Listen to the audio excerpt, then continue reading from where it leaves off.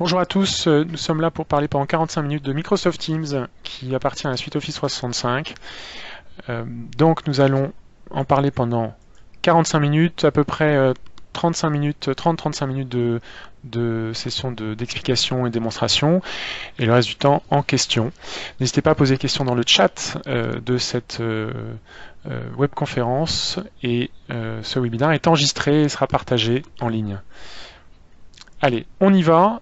Tout d'abord, je me présente, Maximilien Chérigas, je suis directeur associé et fondateur de MS Conseil.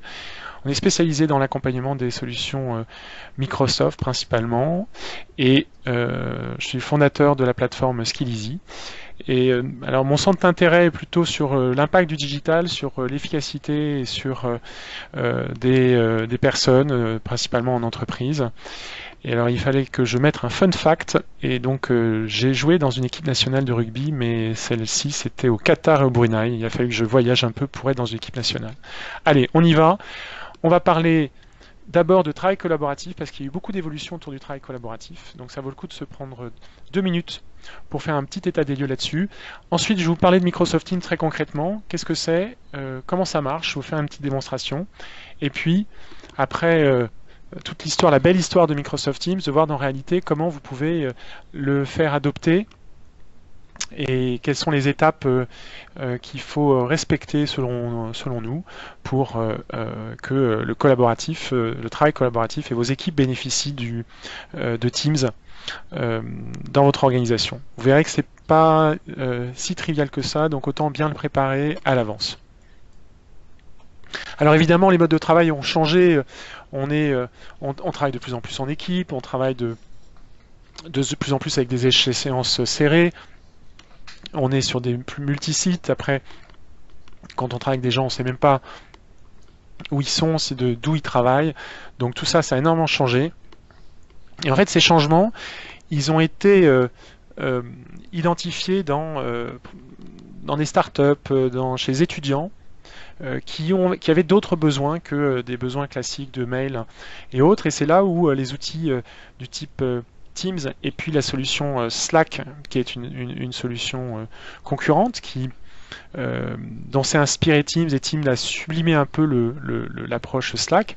Il en fait vraiment des choses très très bien, mais les deux applications permettent de répondre à ces besoins qui ont été initiés dans les startups et chez les étudiants, comme je vous le disais, donc des populations très jeunes qui travaillent avec peu d'historique de partage de documents. Et ça, il faut avoir ça en tête. On va revenir, on y reviendra tout à l'heure, mais c'est ce contexte-là de la génération Y des startups est à prendre en compte.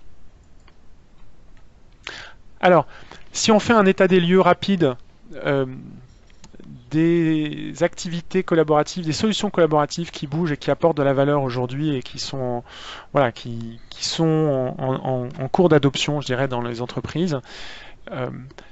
On va les segmenter sur deux axes. Un, on va avoir les outils asynchrones. Ça va être le mail, ça va être Facebook, Yammer, notamment, ou les réseaux sociaux je vais aller sur cet espace pour voir quels sont les messages que j'ai reçus.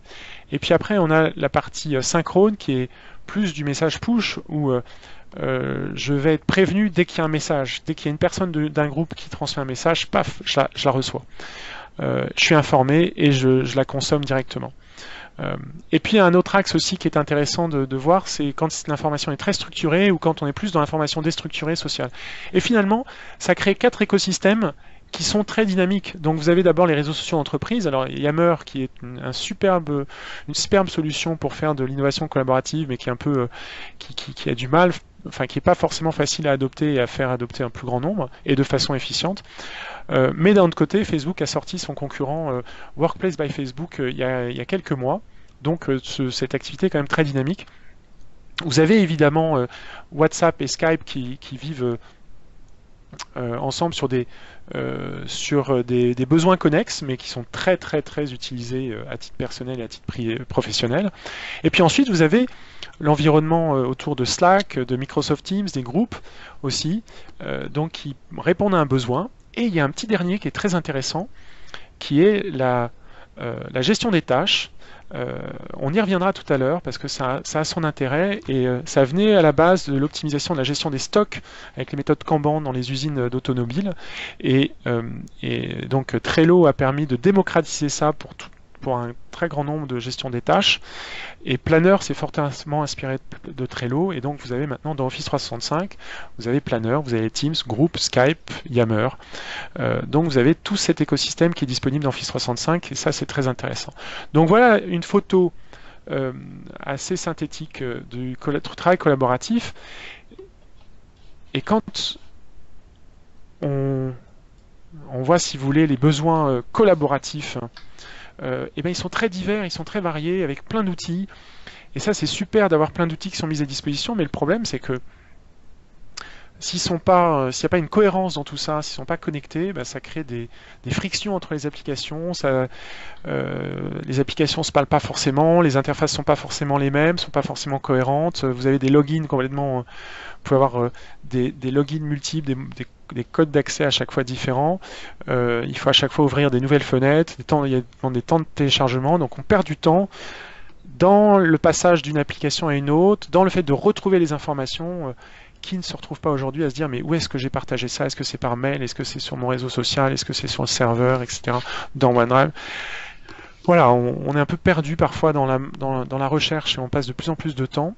Et puis il y a le Shadow IT qui apparaît évidemment parce que quand vous avez plein d'applications qui sont disponibles dans votre entreprise mais personne ne vous a dit à quoi elles servaient et que c'était super, et ben si jamais il y a quelqu'un qui passe vous voir et qui dit ah tu veux partager un nouveau document, un document lourd, ben moi je te propose YouSendIt, c'est super, ça marche très bien, et ben vous y allez, vous posez pas de questions, même si ça pose des gros risques de sécurité et de confidentialité des données, le Shadow IT naît comme ça. Donc il y a une certaine incohérence, une certaine limite dans cette démultiplication d'outils collaboratifs.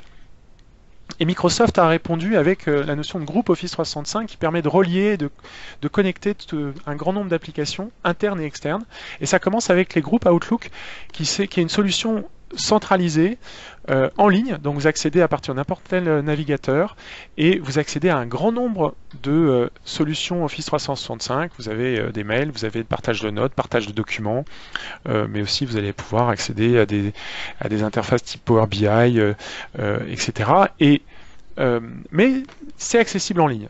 Et c'est uniquement des solutions Office 365. Après, en parallèle, vous avez Teams et Microsoft Teams. C'est une solution centralisée aussi en client riche. Donc ça centralise un certain nombre de solutions, un grand nombre de solutions Office 365, mais aussi externes, du type Twitter, du type Mailchimp, du type, il y en a des dizaines et des dizaines, qui sont accessibles à partir de Teams. Et ça, c'est très intéressant. Donc ça centralise l'information, c'est accessible à partir d'une même interface, qui est un client riche, comme vous avez Excel, comme vous utilisez Excel, votre messagerie sur un client riche sur votre PC, ça démarre, vous lancez Teams sur votre PC, et ça vous permet d'accéder à un grand nombre d'applications.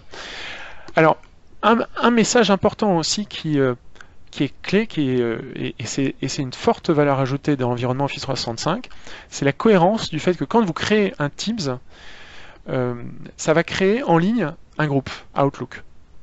Et donc, les documents qui sont dans Teams, vous allez pouvoir y accéder aussi dans un navigateur de n'importe quel ordinateur en vous connectant à votre espace Office 365 et en accédant à votre groupe Outlook lié à Teams. Vous verrez, ce sera plus concret tout à l'heure dans la démonstration.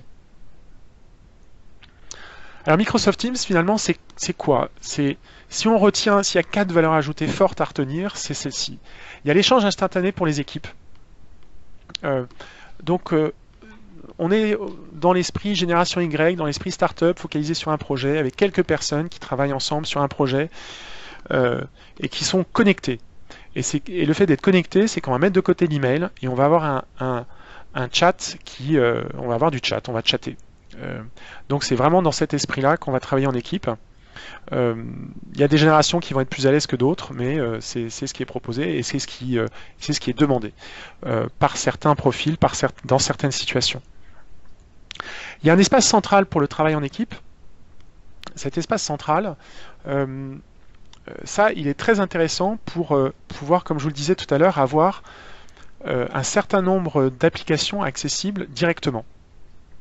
Et donc, je ne vais pas avoir besoin d'ouvrir 4 fenêtres de navigateur. Là, j'ai tout sous la main directement. Comme dans un fichier Excel, vous avez différents onglets. Et bien là, vous avez vos différentes applications qui sont accessibles à une équipe particulière. Par exemple, vous avez l'équipe marketing qui va avoir accès à des conversations communes, qui va avoir accès à des fichiers communs, qui va avoir accès aussi au Twitter, au fil de discussion Twitter, parce que vous suivez tel mot-clé ou tel compte, vous allez avoir ce suivi-là. Et puis, vous allez aussi avoir accès à votre indicateur de business intelligence type Power BI. Vous allez avoir accès aussi à votre outil de sondage externe Mailchimp, par exemple, ou d'autres. Tout ça va être rassemblé, et alors c'est très intéressant parce que c'est personnalisable évidemment, hein. Vous avez quelques onglets standards, et puis ensuite vous pouvez personnaliser votre Teams, votre équipe. Alors c'est un atout parce que pour cette équipe marketing qui a toujours du mal à savoir, tiens, où est ce fichier Excel qu'on utilise tout le temps, qui a les codes de Mailchimp, ils ont changé, mince, je peux plus y aller, etc. Et bien là, tout est accessible. Il suffit de le personnaliser. Alors c'est intéressant, et d'un autre côté, il y a un risque parce que qui dit personnalisation dit complexité, dit manque de viralité, dit risque que vous n'allez pas avoir une grande ça ne va pas forcément être adoptable par une grande partie de la population. Et ça, c'est un point qui est à prendre en compte. Vous pouvez pas, c'est très difficile d'avoir à la fois la personnalisation et l'adoption virale par un grand nombre d'utilisateurs. Le quatrième point, c'est la sécurité avancée. Et ça, c'est clé, parce que quand vous avez cette même équipe marketing qui accède à à des messages, à des documents, à des applications externes du type Twitter, Mailchimp, sans avoir à remettre son mot de passe à chaque fois, Teams finalement centralise les accès et les mots de passe pour toutes ces interfaces-là. Donc c'est à la fois très très intéressant parce que j'ai pas besoin de retenir 5, 10, 15 mots de passe si je veux travailler dans mon activité marketing. Tout est centralisé, tout est accessible dans l'équipe Teams, mais cependant, il vaut mieux que Teams soit très très efficace en termes de sécurité, et donc c'est la promesse de Microsoft et l'expertise de Microsoft pour faire en sorte que les informations ne soient pas accessibles de tout le monde. Voilà, je vais rentrer en détail sur ces 4 sujets. Le premier, c'est le chat. Et le chat, en fait, la particularité, vous allez le voir dans la démonstration, la particularité, c'est ce chat, il y a un historique. Donc en fait, je peux voir tout l'historique des conversations d'une équipe. Après, on est sur du chat un peu plus convivial, et puis sinon, c'est à peu près la même chose, hein. On va être sur d'utilisation de Skype en vidéo aussi. Voilà, on est sur des similitudes très proches des usages habituels. Après, on a une plateforme de travail en équipe qui est commune, et là, c'est très intéressant parce qu'on va pouvoir avoir typiquement accès aux documents qui sont partagés par l'équipe, mais aussi accès aux documents de référence. Et ça c'est super parce qu'il y a toujours un dilemme dans les DSI de se dire il faut un référentiel documentaire, il faut savoir où sont les documents de référence, en dehors de ces documents de référence, c'est soit des doublons, soit des copies plus ou moins récentes, mais en tout cas, ce ne sont pas les documents de référence. Et en fait, j'ai souvent une discussion de savoir comment on peut promouvoir les nouveaux usages collaboratifs où on crée des espaces partagés spontanément, sans passer par la DSI, avec par exemple OneDrive, avec par exemple Teams, avec les groupes, avec Yammer. Comment on peut promouvoir ça et avoir aussi des documents de référence? Eh bien, il faut avoir les deux. Et Teams réconcilie un peu les deux. Je vous en parlerai tout à l'heure, et ça, c'est très très intéressant. Donc ça, travail en équipe avec une plateforme commune. On a parlé de partage de documents, partage de notes. Et puis il y a la personnalisation. Et la personnalisation, je vous montrerai ça tout à l'heure, mais il y a un point dont je voulais vous parler, c'est les bots. Donc pour ceux qui ne connaissent pas, les bots, en fait, c'est un petit robot d'intelligence artificielle qui va vous faire des suggestions en regardant, en screenant de manière anonyme les informations que vous partagez dans Teams. Eh bien, il va vous faire des suggestions. Là, typiquement, pour gagner du temps, voilà, moi, si je suis de la génération Y, j'ai pas envie de perdre de temps, je vais au plus rapide. Et donc là, le bot voit que j'ai 2 rendez-vous qui se superposent dans mon agenda, et donc il me propose de choisir entre les deux. Ou ça peut être Ça peut être dans le cadre à l'heure du déjeuner, le bot voit que je continue à travailler alors que c'est l'heure du déjeuner passe, et il me dit ah ben je vois que tu es encore en train de travailler, est-ce que tu veux que je te commande une pizza? Voilà, on est dans cette suggestion automatisée qui permet de gagner du temps. C'est des petites tâches après petites tâches, mais qui in fine me permettent de rester concentré sur mon travail si je le souhaite. Alors, je vais vous montrer à quoi ressemble Teams. Et ce qui est intéressant, c'est de garder Teams de considérer que Teams est en 3 colonnes. La première colonne, en fait, c'est mes raccourcis pour tout ce dont j'ai l'habitude, c'est tout ce dont j'ai l'habitude d'utiliser. Ça va être mes alertes, mes activités, mes alertes de rendez-vous et tâches à réaliser. Ça va être mes conversations comme dans Skype, sauf que là, c'est plus dans Skype, c'est ici dans cet onglet. Ça va être les différentes équipes auxquelles je travaille. Donc là, je vais le détailler, c'est le cœur de Teams. Et là, je suis dans les équipes Codir, Skillizy formation à distance, EMS Marketing Teams, conseil, formation. Voilà. Donc ça, je détaillerai ça. Ensuite, il y a les réunions. Alors ça, je peux cliquer dessus, c'est plus facile à vous montrer.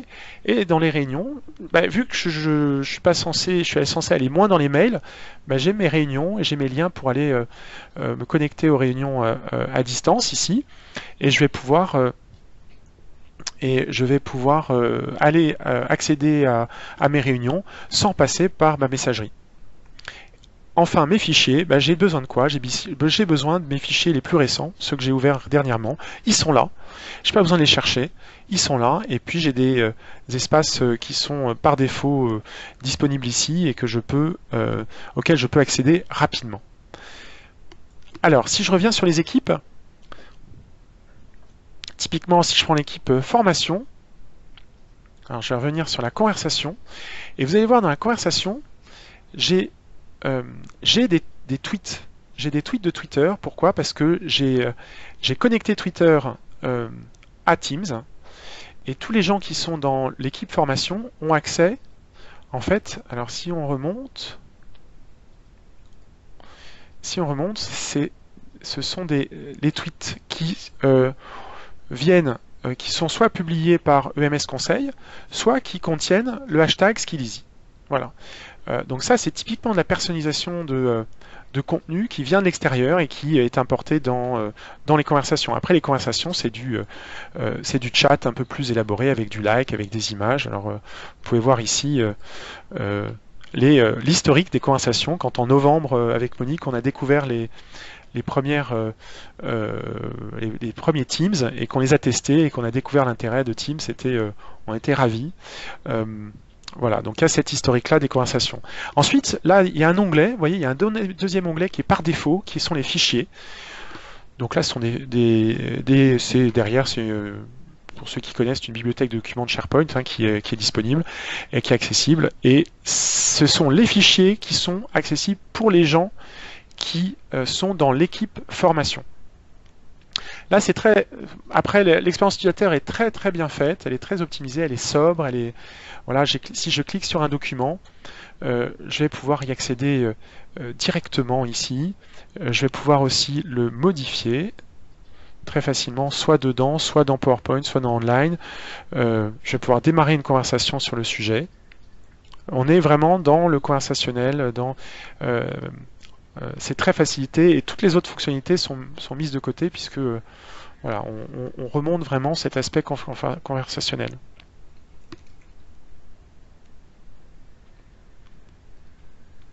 Voilà.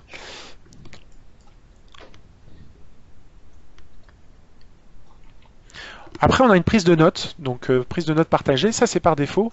Et après, là, ici, c'est du partage de documents. Et alors, c'est très intéressant. Je vous parlais tout à l'heure des fichiers par défaut qui sont partagés avec l'équipe formation. Et puis là, j'ai un onglet SharePoint et ce sont des documents de référence qui sont dans notre intranet et qui sont directement accessibles ici de la même manière que dans mes fichiers. Et donc, vous voyez bien que je peux naviguer ici entre les documents de référence et les documents, si vous voulez, spécifiques à l'équipe.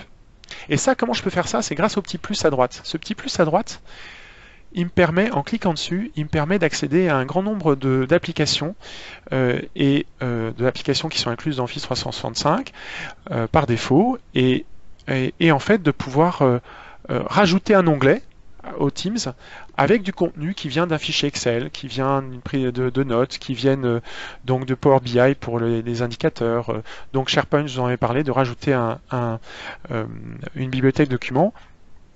Et puis la solution de gestion des tâches Planner, ça aussi c'est très intéressant. Donc on est vraiment dans cette personnalisation possible, c'est très intéressant. Donc on a des indicateurs Power BI auxquels on accède directement, on n'a pas besoin de se connecter à Power BI à côté, etc. C'est directement accessible pour les personnes qui ont accès à ce Power BI. Ici, j'ai aussi un suivi des tâches. Et alors ça c'est intéressant parce que le suivi du tâche, voilà, ça c'est du planner. Et je vais le détailler juste après parce que ça me paraît très intéressant d'en parler. Ici, je vais pouvoir, par exemple, voilà, j'ai fait cette tâche où je vais plutôt la remettre en démonstration. Et donc, voilà, ici, j'attribue une tâche et ça permet très facilement de démocratiser l'attribution des tâches.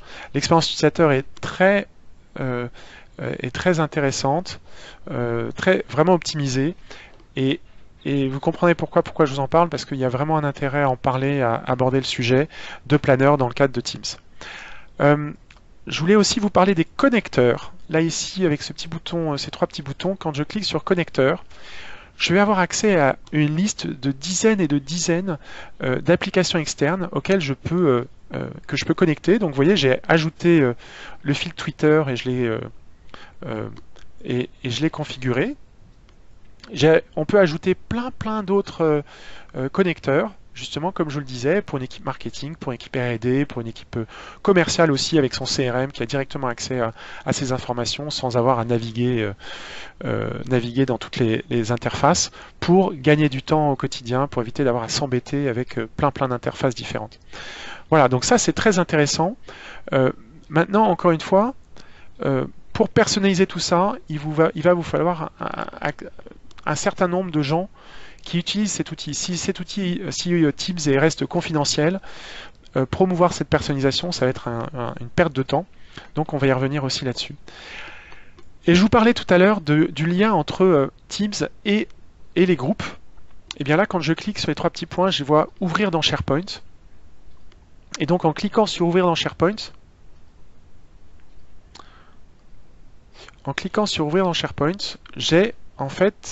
j'accède directement au groupe. Alors, est-ce qu'il y a une cohérence entre SharePoint et groupe? Peu importe. Ici, on est sur le groupe formation avec les documents.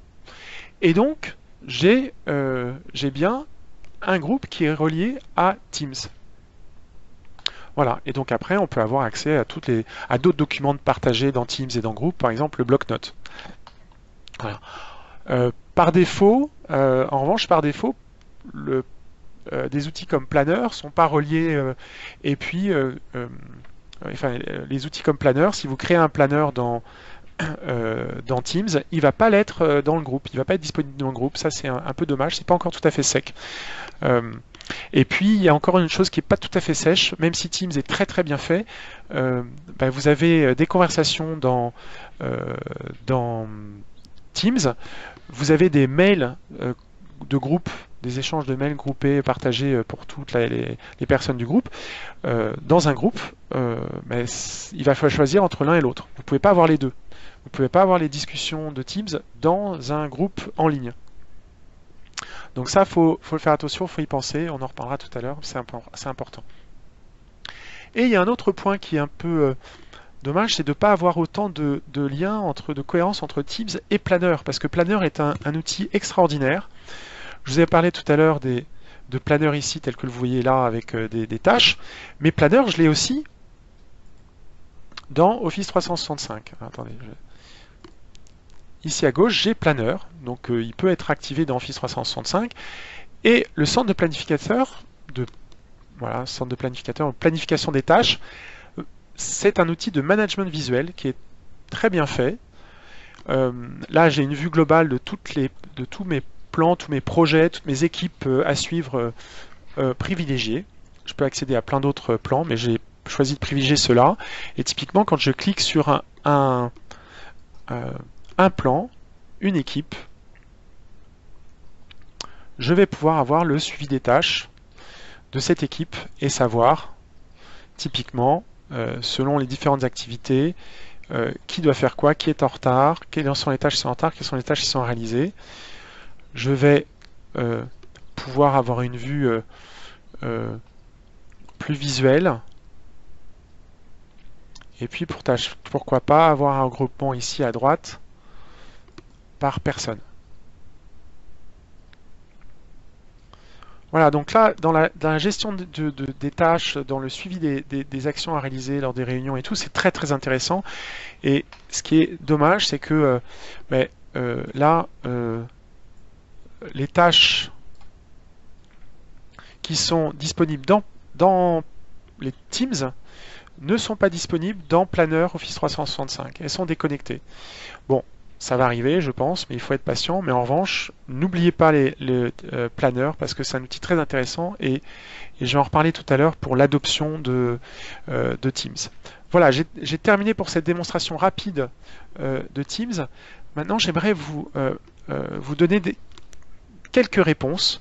La première, il s'agit de vous donner une visibilité sur ce à quoi il faut faire attention dans Teams. Ben, Teams est encore presque en version bêta. Alors, il devait sortir il y a quelques semaines. Il faut je pense mais de toute façon aujourd'hui, l'interface, l'expérience utilisateur, même si elle est très très bonne, même si Teams est un outil qui est très très bien conçu, c'est pas sec. J'en ai parlé un petit peu. Planner pas encore connecté à Teams, c'est deux outils qui ne se parlent pas vraiment. Teams est construit sur les groupes Office 365, mais les conversations sur les groupes sont pas les mêmes que les échanges par mail enfin les mails dans groupes sont pas les mêmes que les conversations du type Skype et chat dans Skype sur Teams. Donc d'un côté le mail, d'un côté le chat. Voilà, on ne peut pas avoir la même expérience dans un groupe ou dans Teams. En revanche, les fichiers de Teams sont partagés aussi dans un fichier de groupe, ce qui est le principal. Donc on part déjà de cette base-là, ce qui est déjà bien. L'accès externe qui est possible avec les groupes ne l'est pas encore pour les Teams. Ça va venir, c'est promis. Mais pour l'instant, vous ne pouvez pas travailler en équipe avec Teams si vous avez besoin de mobiliser des personnes externes. Enfin, c'est un choix, alors les conséquences sont secondaires, mais je vous en parle quand même. Teams utilise la technologie Skype grand public pour la vidéo et l'audio, donc ça veut dire que vous pouvez faire des webconférences et des audioconférences de qualité. En revanche, il n'y a pas de synchronisation entre votre disponibilité réelle en vue des rendez-vous dans votre agenda et la disponibilité dans Skype. Donc voilà, ça a cette petite limite, c'est quand même bien utile, mais voilà, c'est moins conséquent que d'autres facteurs temporaires de risque pour l'instant ou d'attente sur Teams. Voilà, je vous ai parlé de Teams, maintenant je voudrais vous mettre en perspective dans votre propre organisation de comment et quand bénéficier réellement du collaboratif avec Teams. Et pour ça, parce que Teams, c'est pas parce que, enfin vous l'avez compris, c'est si vous mettez Teams à disposition de votre entreprise, de votre organisation demain, les gens ne vont pas l'adopter tout de suite. Ça va créer de la confusion. Voilà, il faut de l'accompagnement au changement, il faut de la préparation. Alors, la première vue, c'est ce graphe fait par Avanade, qui est remarquablement bien fait sur deux axes, qui positionne les différents moyens collaboratifs d'Office 365. Et alors, vous voyez Teams qui a une place non négligeable. Ici, là, tout de façon assez importante. Bon, et alors là, soit je vous ai complètement perdu parce que vous êtes en train d'essayer de décortiquer et de comprendre ce tableau et de retenir et de comprendre la logique, etc. Il n'y a pas de souci, vous pouvez le faire. En revanche, pour les utilisateurs, ça va être un casse-tête impossible. Donc, ça va être gênant, ou alors vous avez complètement décroché de la présentation. Et alors, ne vous inquiétez pas, on va mettre ce tableau de côté, il a le mérite d'exister, mais il faut partir sur les choses beaucoup plus simples pour la démarche que je vous propose. C'est d'avoir une vue sur trois types de travail en équipe. C'est d'échanger avec d'autres personnes, c'est de partager des documents et de travailler en équipe. Et ça, historiquement, on a déjà Outlook et les serveurs partagés. Et puis sont arrivés des outils comme Skype, SharePoint, OneNote. Et puis vous avez des outils aussi collaboratifs qui sont souvent des outils qui venaient en mode Shadow IT, type WhatsApp, Dropbox, WeTransfer ou équivalent. Et puis après, il y a eu un gros push des réseaux sociaux du type Yammer. Et puis après sont arrivés des outils collaboratifs du type OneDrive, Group Planner. Voilà, donc ça fait beaucoup. Et pour arriver aujourd'hui au Graal de je veux partager mes documents, mes informations dans une seule et même interface, et je veux pouvoir avoir un moteur de recherche qui centralise tout et qui me donne l'information dont j'ai besoin très rapidement sans avoir besoin de naviguer et de me dire mais où est-ce que j'ai rangé où est-ce que j'ai rangé ou dans quel outil j'ai mis cette information. Et l'incohérence ou la limite de cette promesse, c'est que si je suis dans une start-up et que je pars de zéro, ou que je suis étudiant, je pars de zéro, j'ai pas tout cet historique qui date depuis des années, un historique collectif que j'ai et que mes collègues ont, eh bien c'est très facile de rentrer dans une interface du type Teams et Delve. J'ai pas de souci, j'ai pas d'historique. En revanche, dans la réalité de votre organisation, vous avez tous ces outils qui existent, où il y a du contenu, où il y a des réflexes, il y a des repères, il y a des modes de travail. Et donc, au début, si vous commencez à promouvoir Teams, les gens vont le voir comme une nouvelle interface, une complexité supplémentaire, additionnelle à ce qu'il y avait avant. Et donc, pour envisager Teams, il faut d'abord envisager à rationaliser ces solutions-là, réduire le nombre d'interfaces, avoir une offre de service limitée, une offre de service collaboratif limitée et audible par les utilisateurs. Sinon, les gens saturent déjà avec ça et refuseront Teams. Donc c'est un peu l'œuf et la poule, quoi. C'est un peu le problème de par quoi on commence. Donc là, c'est un point d'attention à avoir. Il faut vraiment comprendre que l'utilisateur il est face à ce dilemme de on vous promet moins d'interfaces, mais avant de promettre moins d'interfaces, on va vous en rajouter une à toutes les autres. Alors, si vous voulez aller dans la bonne direction, je pense qu'il faut avoir en tête les objectifs principaux. Un, c'est réduire les coûts et les risques. Le premier objectif de ce type de changement, c'est de réduire les coûts et les risques. Les coûts en termes d'investissement, j'ai trop de serveurs, j'ai trop de licences en termes de... j'ai trop d'outils pour lesquels je paye des licences, je perds de l'argent là-dessus. Et qui dit différentes interfaces, différents outils, dit maintenance, support multiplié. Après, quand il y a des solutions qui marchent vraiment, il faut un accompagnement pour que ces solutions puissent être comprises par tous. Et donc, si je passe de 1 à 100 puis 1000 espaces collaboratifs, je dois pouvoir suivre cette tendance-là. Et puis aussi, il y a des enjeux de sécurité. Donc ça, c'est d'un côté. Et puis il y a aussi un autre objectif, c'est de gagner en efficacité, réduire le nombre d'interfaces, je vous en ai parlé, proposer une offre de service collaboratif claire, qui soit compréhensible, c'est-à-dire, voilà, pour faire tel type de travail, on vous propose, on vous suggère d'utiliser telle interface vraiment d'être pragmatique sur le lien entre les outils et les besoins métiers pour que les gens, les utilisateurs comprennent évidemment comment ces outils-là peuvent les aider au quotidien dans leur métier. Et puis il faut aussi avoir un focus sur les usages et les nouveautés les plus utiles, mais aussi les bonnes pratiques. Les nouveautés les plus utiles, quand vous voyez qu'il y a 440 changements dans Office 365 en un an, qu'il y a un nouvel outil tous les 4 mois, vous ne pouvez pas emmener les gens sur toutes ces nouveautés, sur tous ces changements. Donc il faut faire une sélection, et ça ne suffit pas. Si vous poussez par exemple OneDrive, nous ce qu'on pousse c'est par exemple la règle de 3. La règle de 3 c'est travailler sur 3 documents au maximum avec 3 personnes pendant 3 mois. Au-delà de ces 3 limites, il faut utiliser un autre outil que OneDrive. Et si vous ne poussez pas ça, les gens vont faire tout et n'importe quoi dans ces outils et ça redeviendra la cacophonie. Et pour éviter ça, et pour que derrière vous soyez en mesure d'avoir une réelle chance de succès avec Teams, eh bien, il y a 3 étapes à respecter. Déjà, bien se préparer. Quelle est l'offre de service que vous voulez proposer à vos métiers? Quelle gouvernance vous allez mettre en place? Quelle application vous activez, vous désactivez? Quelles sont les fonctionnalités que vous laissez pas? Et puis aussi, quelle organisation, quelle expertise vous voulez avoir? Quelle expertise vous allez devoir solliciter en externe? Voilà, ce sont des questions qu'il faut se poser en amont. Et ensuite, pour adopter Teams, il faut passer par des applications qui fonctionnent de manière virale. Donc par exemple OneDrive, par exemple les groupes. Si vous faites une com, si vous faites un accompagnement sur ces outils-là, par exemple Planner, eh bien, les gens vont adopter facilement ces nouveaux usages-là.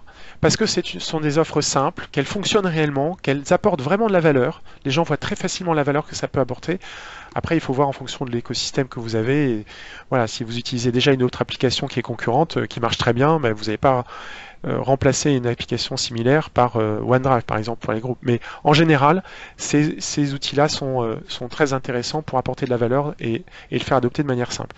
Il faut avoir une approche marketing, il faut expliquer pourquoi c'est intéressant, faire de la pub, et ensuite quand même former un minimum les gens aux usages et aux bonnes pratiques. Et puis, il faut aussi penser à fermer les solutions collaboratives concurrentes. On parlait de Shadow IT, ça peut être les serveurs partagés. Il faut aussi avoir une politique proactive de fermeture des serveurs pour que les gens ne se perdent pas dans plein d'interfaces.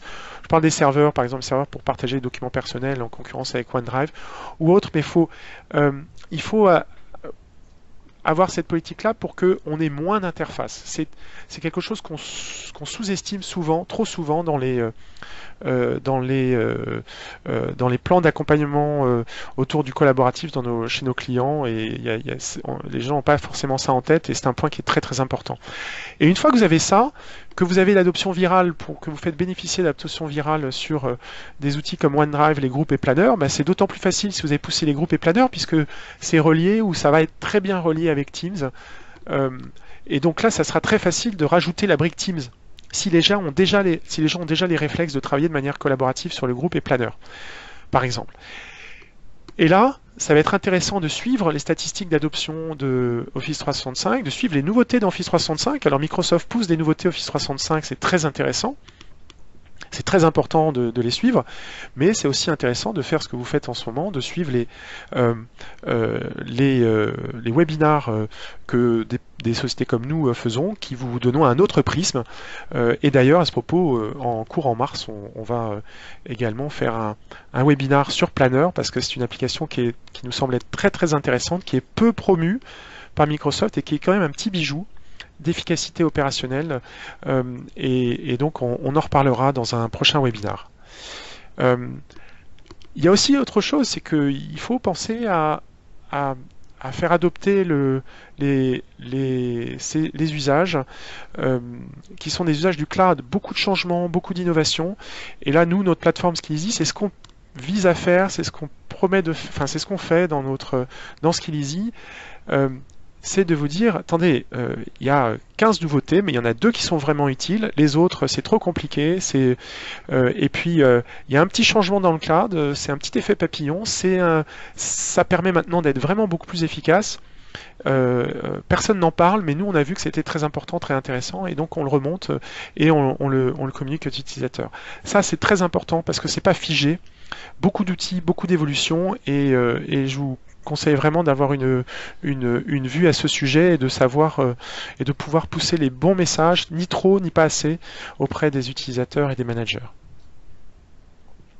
Voilà, j'ai terminé. En général, si je vais vous proposer de poser quelques questions si vous le souhaitez. En ce qui concerne notre approche, en général, on est en mesure de vous aider. On nous demande de l'aide quand il s'agit de définir votre offre de service collaboratif, de mettre en œuvre un plan de réduction des coûts et des risques, et pour justement atteindre ces objectifs de réduction de coûts et de réduction de risques qui vont permettre de réduire les investissements, réduire des dépenses, et puis aussi de préparer la suite en termes de nouvelles offres de services collaboratifs. Et évidemment, on peut vous aider en termes d'accompagnement. On nous pose des questions et on demande de l'aide sur l'accompagnement de votre organisation et de vos utilisateurs dans l'adoption des solutions collaboratives et des bonnes pratiques. Voilà, je vous remercie. On passe aux questions. J'ai vu qu'il y en avait quelques-unes. Je vais éteindre le webinar et nous allons pouvoir parler entre nous.